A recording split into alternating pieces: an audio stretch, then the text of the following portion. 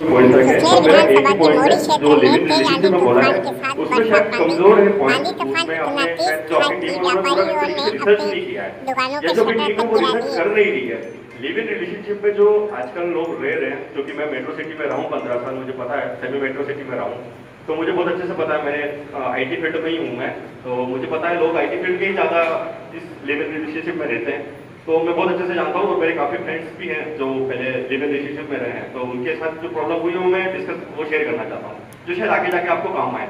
उसमें हुआ ये कि लड़के और लड़की 2 साल 3 साल रिलेशनशिप में रहे, फिर जब उनको लड़की प्रेग्नेंट हुई, लड़का छोड़ के चला गया, लड़की अकेली रह गई, अब बच्चा अकेला संभाल रही है, यानी सिंगल मदर संभाल रही है।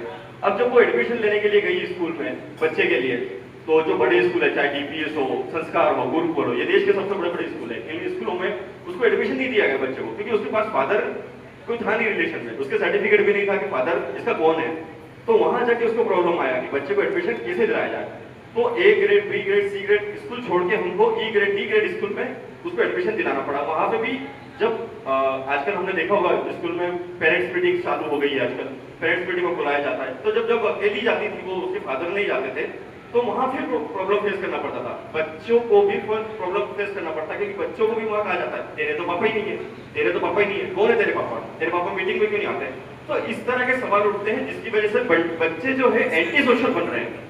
शायद एंटी सोशल आपको पता नहीं होगा, एंटी सोशल क्या होता है, वो समाज को धिक्कारने लगते हैं कि ये समाज मेरे लायक नहीं है, ये समाज मेरे लिए बना ही नहीं है, ये देश का कानून मेरे लिए बना ही नहीं है। तो वो एंटी सोशल बच्चे बन रहे हैं। और अगर आप बड़ी सिटीज में देखेंगे, चाहे मुंबई हो, दिल्ली हो, अहमदाबाद हो, चेन्नई हो, इनमें एंटी सोशल बच्चों की जो लिस्ट है, जो रेशियो है, प्रोग्रेस, वो बहुत ज्यादा बढ़ रही है। तो मैं चाहता हूं कि जो लिव इन रिलेशनशिप को आप अवॉइड करने जा रहे हैं, उसके पहले उसमें जो पॉइंट्स है, क्लोज है, वो और बढ़ाए जाए, और सोचा जाए, और रिसर्च किया जाए, उसके बाद ही अवॉइड किया जाए, वरना ये आगे जाके हमारे यहाँ समाज में एंटी सोशल बच्चों को ज्यादा बढ़ावा दिया जाएगा। जो परिचर्चा के लिए आज बैठक रखी है, पर आज चर्चा करनी पड़ रही है और उसको अभी तक हम लागू नहीं कर पाए।